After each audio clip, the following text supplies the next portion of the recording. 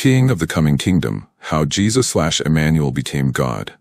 For unto us a child is born, unto us a son is given, and the government shall be upon his shoulder, and his name shall be called Wonderful Counselor, the Mighty God, the Everlasting Father, the Prince of Peace. And Jesus came and spake unto them, saying, All power is given unto me in heaven and in earth. Of the increase of his government and peace there shall be no end upon the throne of David and upon his kingdom, to order it, and to establish it with judgment and with justice, from henceforth even forever. The zeal of the Lord of hosts will perform this. And when I saw him, I fell at his feet as dead.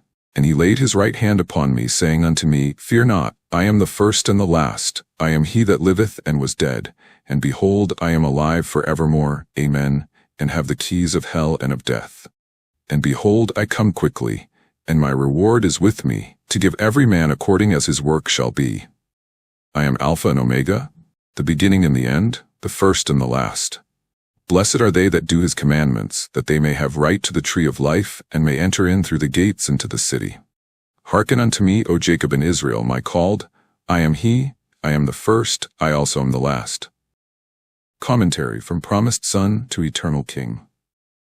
The narrative begins with a paradox of nature and divinity, for unto us a child is born. In this prophetic moment, we see the entrance of a human child, yet he is immediately draped in titles that no mere mortal can sustain. To call a child the Mighty God and Everlasting Father is to signal that this is not a new beginning for a person, but an arrival of the eternal. This government, placed upon his shoulder, is not a temporary political rule, but a cosmic authority that connects the earthly throne of David to the very foundations of the universe.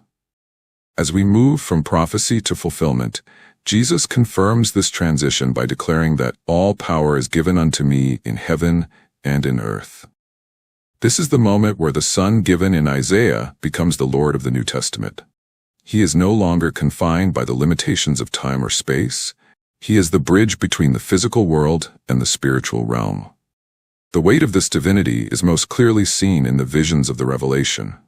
When John sees him, he falls as dead, overwhelmed by the sheer magnitude of Christ's presence. Here, Jesus uses the ultimate signature of Godhood. I am Alpha and Omega, the beginning and the end. By claiming to be the first and the last, he identifies himself directly with the God who spoke to Jacob and Israel in the ancient days. However, there is a new, vital distinction. I am he that liveth and was dead.